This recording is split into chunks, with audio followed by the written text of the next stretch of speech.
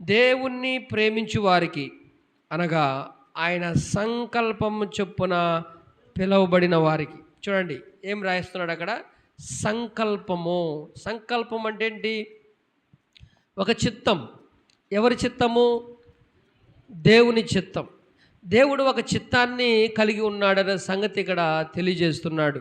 ఆ చిత్తం ఏంటో అంటే యేసుక్రీస్తు ప్రభు ద్వారా. చూడండి 29వ వచనంలో ఒక మాట రాస్తాడు, ఎందుకనగా తన కుమారుడు అనేక సహోదరులో జ్యేష్ఠుడగునట్లు దేవుడు ఎవరిని ముందుగా ఎరిగెనో వారిని కుమారునితో సారూప్యము గలవారగుటకు వారిని ముందుగా నిర్ణయించుకున్నాడు. ఎవరు స్వారూప్యం కొరకంట? తన కుమారుని స్వారూప్యంలోనికి మనందరినీ కూడా తీసుకురావడానికి ఇది దేవుడు ఒక చిత్తాన్ని కలిగి ఉన్నాడు అని రాయబడి ఉన్నది. తన కుమారుణ్ణి మనందరి మహిమ నిమిత్తము ఆది నుండి దేవుడు ఒక ప్రణాళిక కలిగి ఉన్నాడు. కుమారుని స్వారూప్యం అంటే ఏంటమ్మా? పోలిక. ఎవరి పోలిక మనకు ధరిస్తున్నాడంట? యేసుక్రీస్తు పోలికను మనకు ధరిస్తున్నాడు అని ఇక్కడ రాయబడి ఉన్నది. ఎందుకంటే మనందరినీ దేవుడు కుమారులుగా స్వీకరిస్తున్నాడు. మనందరినీ దేవుడు కుమారులుగా స్వీకరిస్తున్నాడు. ఒక ఇంట్లో స్వతంత్రం ఎవరికి ఉంటుంది? కుమారునికి ఉంటుందా లేకపోతే దాసునికి ఉంటుందా? కుమారునికే ఉంటుంది.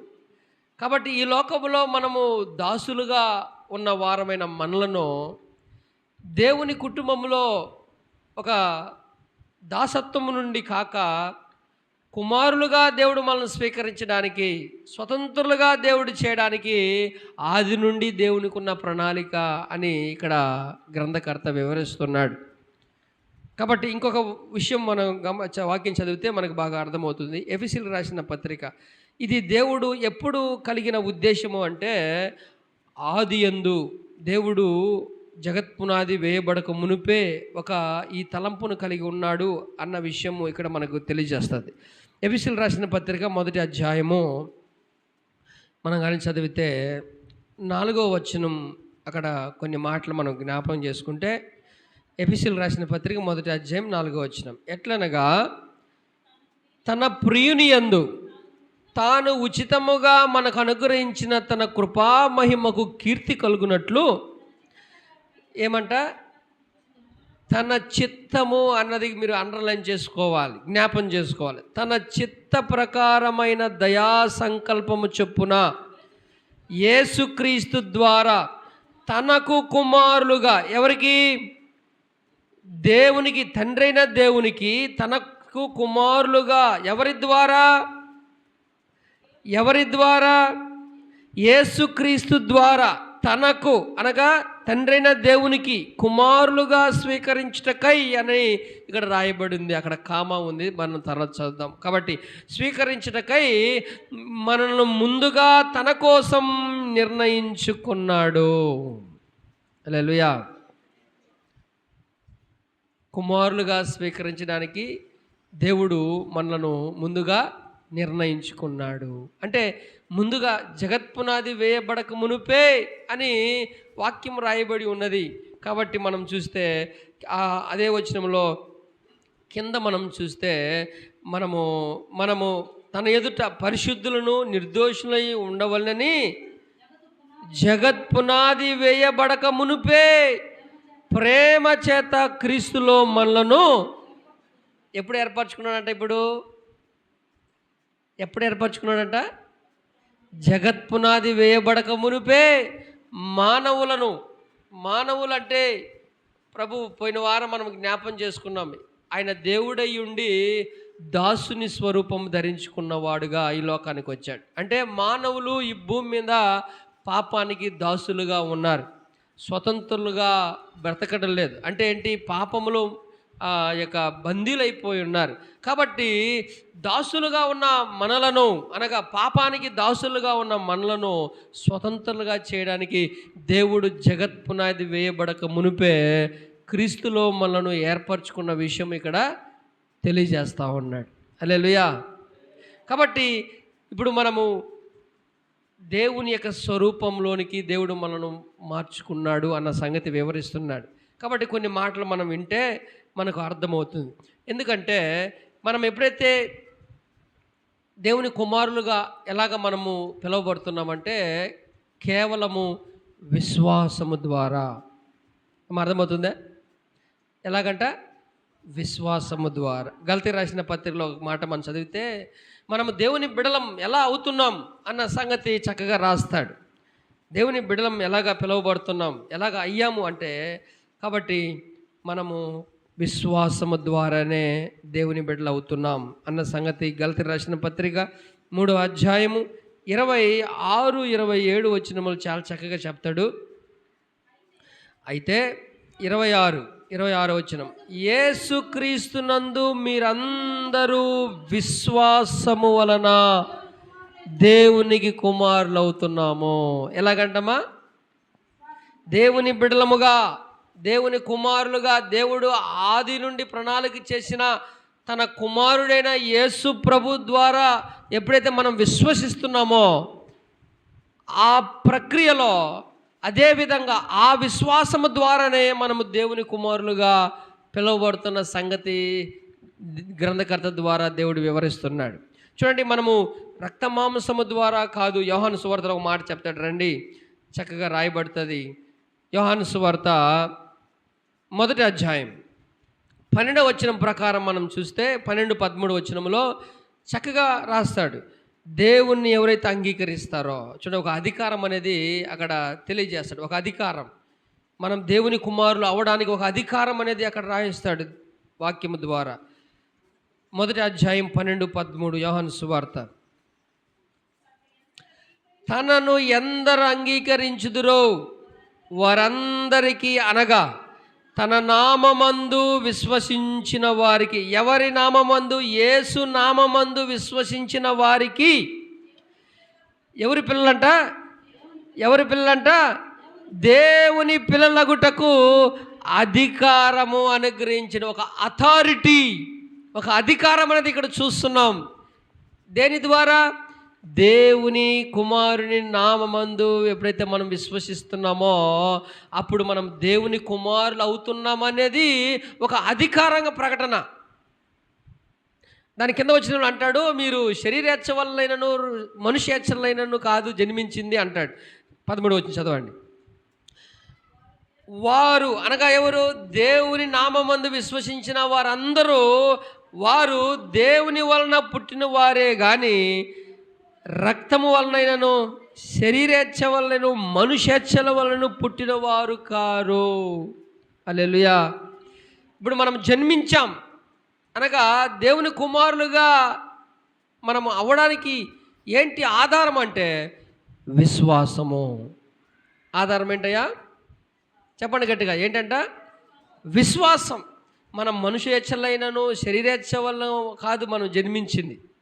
అందుకనే యోహాను సువార్తలోనే 3వ అధ్యాయంలో చక్కని మాట వివరిస్తాడు. నికోదేముతో యేసు ప్రభు చెప్తున్న మాట క్రొత్త జన్మ అంటాడు. ఇది క్రొత్త జన్మ. 3వ అధ్యాయము 3వ వచనం చదివితే, అందుకు యేసు వానితో, ఒకడు కొత్తగా జన్మిస్తేనే కానీ అతడు దేవుని రాజ్యమును చూడలేడని నిత్యముగా చెప్తున్నాను. జన్మ. కాబట్టి ఎప్పుడైతే మనం యేసు ప్రభువుని విశ్వసించామో దేవుని కుమారులుగా, దేవుని బిడ్డలుగా అవుతున్నామన్న సంగతి ఇక్కడ తెలియజేశాడు. ఇది దేవుడు ఎప్పుడు ప్రణాళిక చేశాడు? ఎప్పుడు తన చిత్తం ఎప్పుడు అయి ఉంది? ఇది జగత్పునాది వేయబడక మునిపే. అర్థమవుతుందా? చదవండి. ఇప్పుడు ఎఫెసీయులకు రాసిన పత్రికలో మనం చదివాం కదా, దేవుడు ఒక చిత్తాన్ని, ఒక ప్రణాళికను, ఒక చిత్తాన్ని కలిగి ఉన్నాడు. ఆ చిత్తం ఏంటి అంటే ప్రతి వారిని యేసుక్రీస్తు స్వారూప్యం గలవారుగా చేయాలనేదే దేవుడు ఆది నుండి తీసుకున్న ఒక నిర్ణయమని చెప్తున్నాడు. చూడండి ఒకసారి ఆది నుండి మనము 4వ వచనం చదవండి. ఎట్లనగా తన ప్రియుని యందు తాను ఉచితముగా మనకు అనుగ్రహించిన కృపామహిమకు కీర్తి కలిగినట్లు తన చిత్త ప్రకారం దయా సంకల్పము చొప్పున యేసుక్రీస్తు ద్వారా తనకు కుమారులుగా స్వీకరించడానికై కామా ఉంది. తన కుమారులుగా స్వీకరించడానికి అంటే కుమారులుగా స్వీకరించడానికి ఎప్పుడు తీసుకున్న నిర్ణయము? కింద 2 లైన్లో చదివితే అదే వచనంలో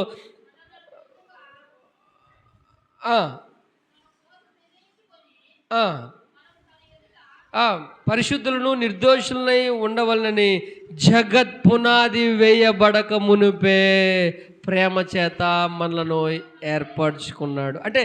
దేవునికి కుమారులుగా దేవుడు మనల్ని చేసుకుంటాడు అని ఎప్పుడు నిర్ణయించబడిందంట? జగత్ పునాది వేయబడక మునుపే దేవుడు నిర్ణయించాడు. ఆ చొప్పున తన కుమారుని ఈ లోకానికి పంపించాడు.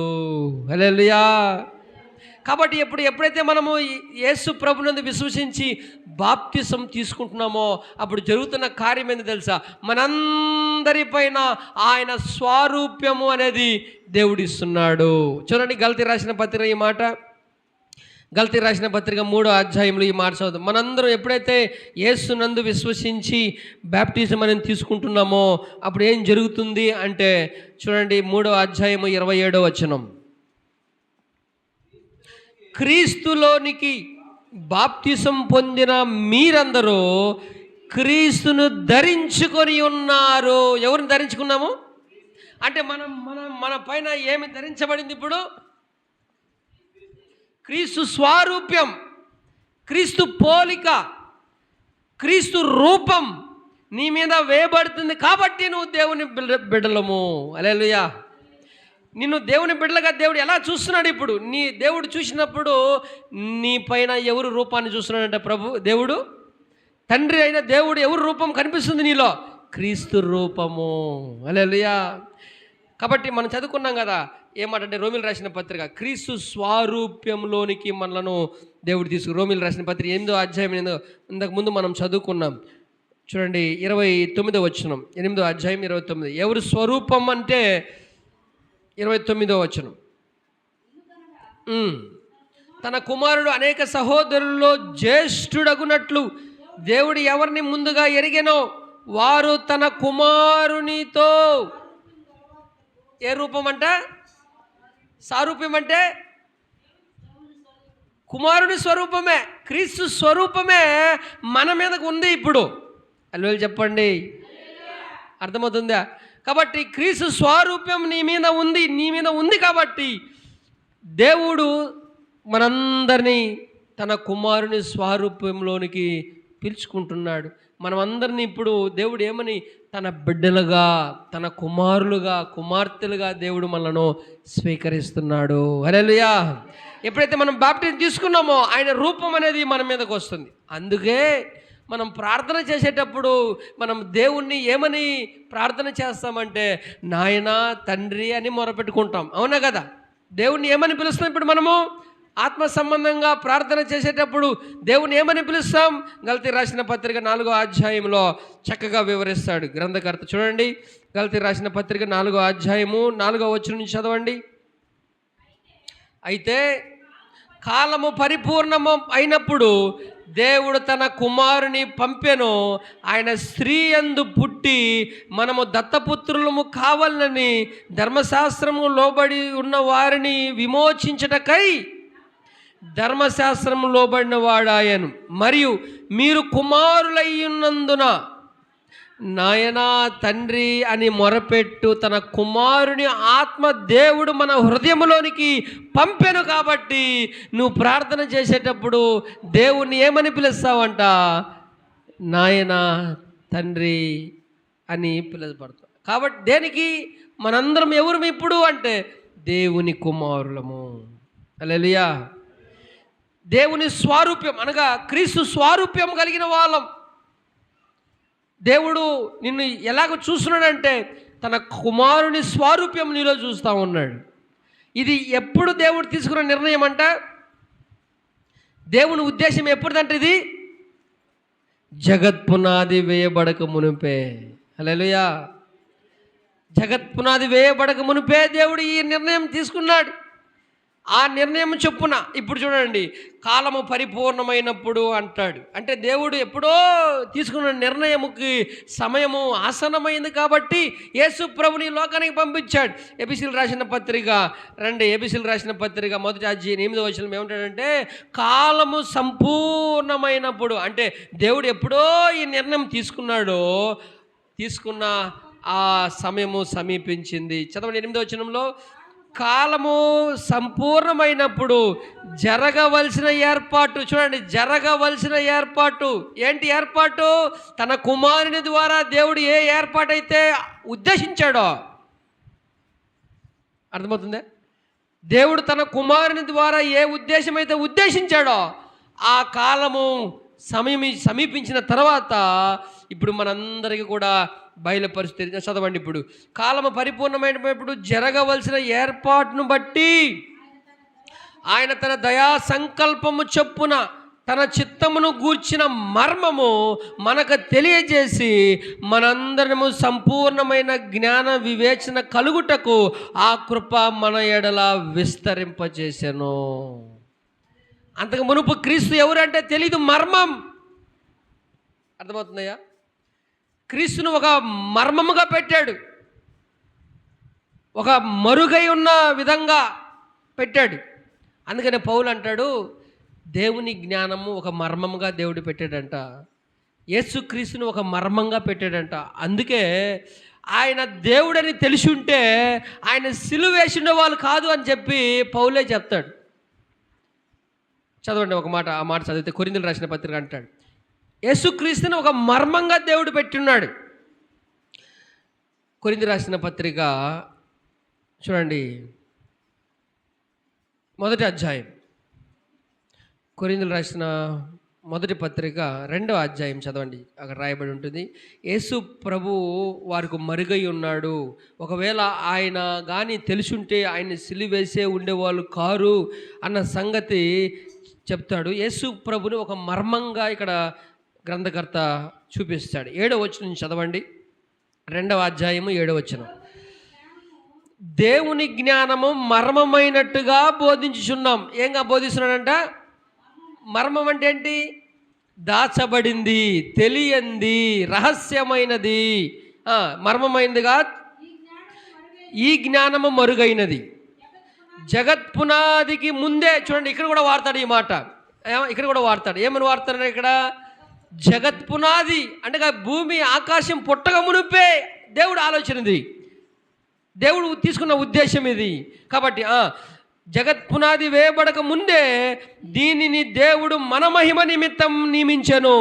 అది లోకాధికారుల్లో ఎవరికిని అది వారికి తెలిసి ఉండినేడల మహిమా స్వరూపియగు ప్రభువుని సిలువ వేసి ఉండేవారు కారు. అనగా క్రీస్తు అంటే దేవుడు ఒక మర్మంగా పెట్టాడు.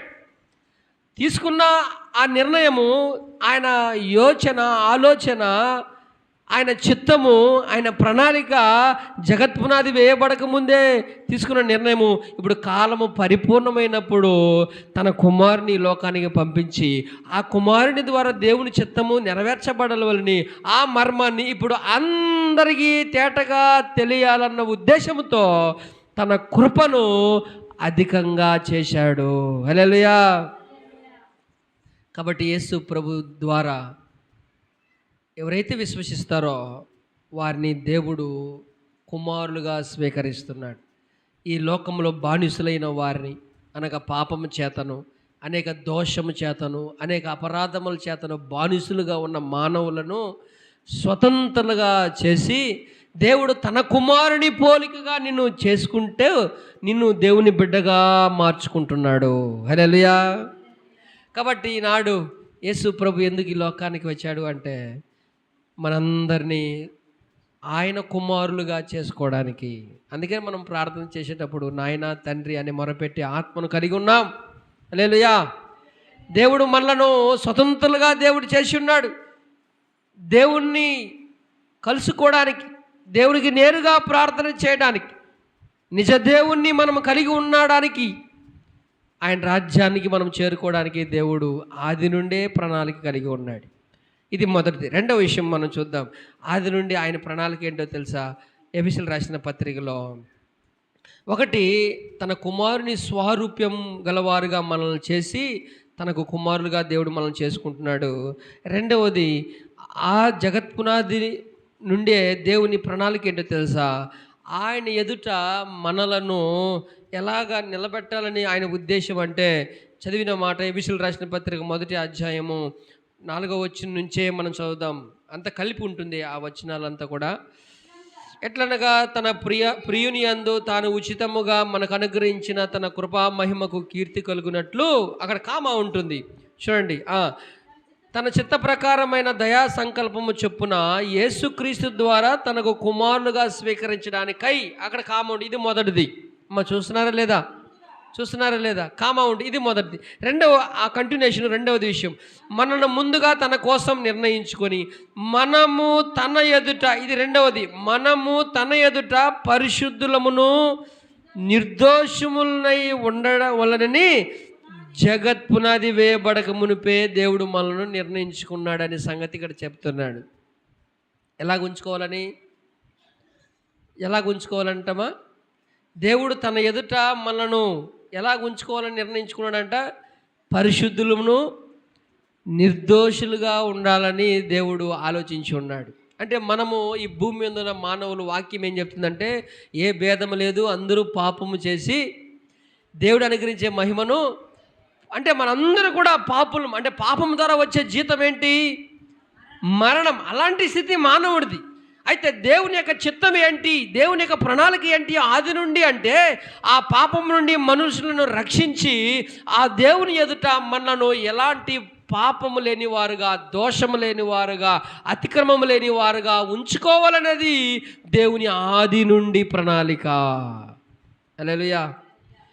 కాబట్టి ఆ పాప పరిహారం కోసం తన కుమారుని లోకానికి పంపాడు.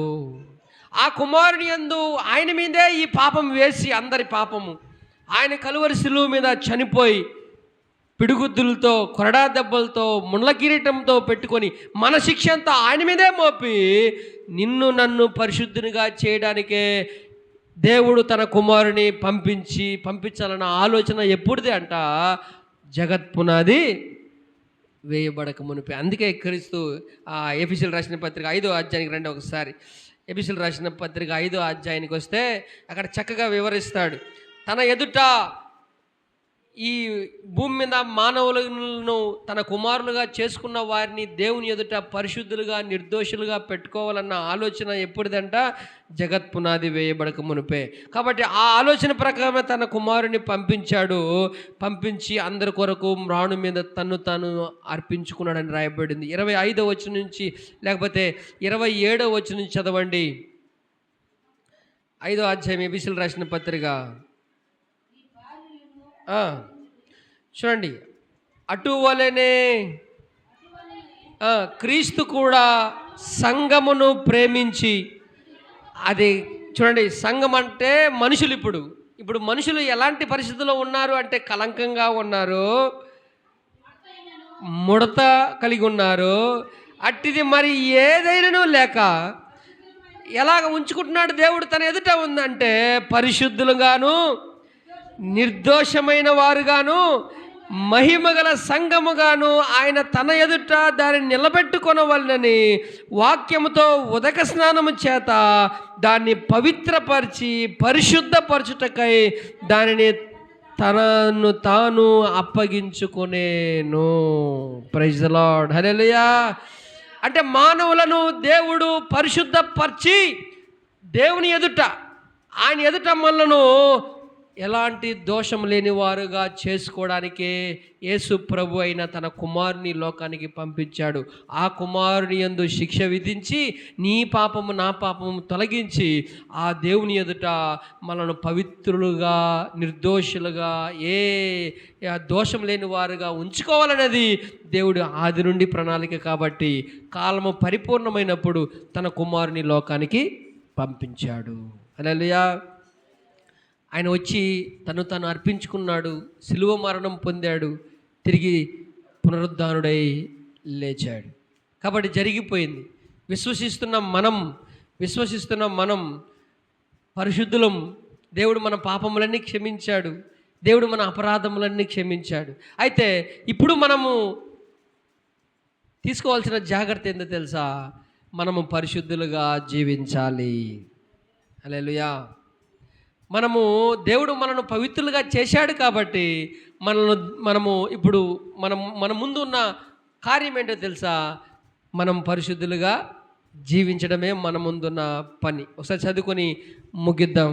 ఒకసారి పేతురు రాస్తాడు, ఈ మాట చక్కగా రాస్తాడు. పేతురు రాసిన పత్రిక 1వ అధ్యాయం 14వ వచనం నుంచి ఏమంటాడంటే, 14వ వచనం ఏమంటాడంటే, మనం ఆరాధిస్తున్న దేవుడు, మనల్ని పిలిచిన దేవుడు పరిశుద్ధుడని చెప్తూ, నేను పరిశుద్ధుడినై ఉన్నాను గనుక మీరును పరిశుద్ధులై ఉండండి. ఇదే మన ముందున్న పని. ఇప్పుడు దేవుడు ఎప్పుడైతే మనం క్రీస్తుని విశ్వసించామో, దేవుడు కలువరిశిలో రక్తం చేత మన దోషాలు, మన పాపములన్నీ కూడా కడిగివేసి మనం పరిశుద్ధులుగా చేశాడు. చేసిన తర్వాత ఇప్పుడు మన బాధ్యత ఏంటంటే, మానవులుగా మన బాధ్యత ఏంటంటే పరిశుద్ధులుగా నడుచుకోవాలి అనేదే దేవుడు మన ముందుంచుతున్న మార్గము. లేకపోతే మనం తీసుకోవాల్సిన జాగ్రత్త, మనం ఉండవలసిన స్థితి. చదవండి ఇప్పుడు. నేను పరిశుద్ధుడై ఉన్నాను గనక మీరును పరిశుద్ధులై ఉండుడని రాయబడి ఉన్నది. కాబట్టి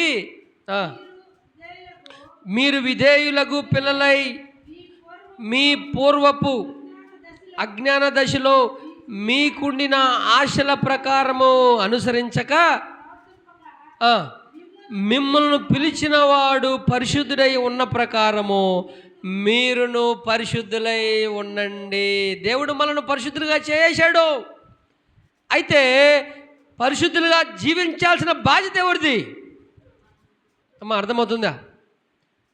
యేసు ప్రభుని ఎప్పుడైతే మనం విశ్వసించామో, దేవుడు మన పాప దోషములన్నీ కూడా క్షమించి పవిత్రంగా చేశా. ఇప్పుడు మన బాధ్యత ఏంటంటే, మనం పాపము జోలికి పోకుండా మనం జాగ్రత్తగా నడుచుకోవాలి. మన మాటల ప్రకారం, మన క్రియల ప్రకారం, మన ఉద్దేశాల ప్రకారం మునుపు ప్రవర్తనలు ప్రవర్తింపక నిన్ను పాపములో పడేసే ఆ యొక్క క్రియల జోలికి పోకుండా, అర్థమవుతుందా? మనము పరిశుద్ధులుగా జీవించడమే మన ముందున్న మన బాధ్యత అనేది గుర్తుపెట్టుకోవాలి. అందుకనే దేవుడు ఒక మాట చెప్తాడు.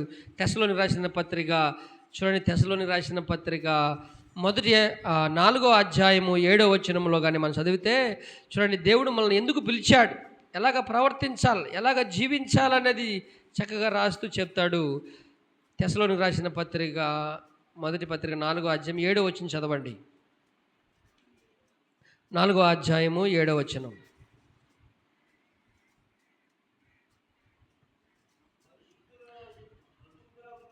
పరిశుద్ధులకు అగుటకే దేవుడు మనల్ని పిలిచెను కానీ అపవిత్రులుగా ఉండుటకు పిలవలేదు. అంటే ఏంటి? దేవుడు మనల్ని పిలిచింది తన బిడ్డలుగా, తన కుమారులుగా చేసుకుంది దేనికి అంట? మనం కూడా పరిశుద్ధులుగా జీవించడానికి. కాబట్టి ఈ దినము ఈ వాక్యం మనకేం చెప్తుందంటే, దేవుడు ఆది నుండే మనలను ఆయన ఎదుట పరిశుద్ధులుగా దేవుడు చూస్తున్నాడు.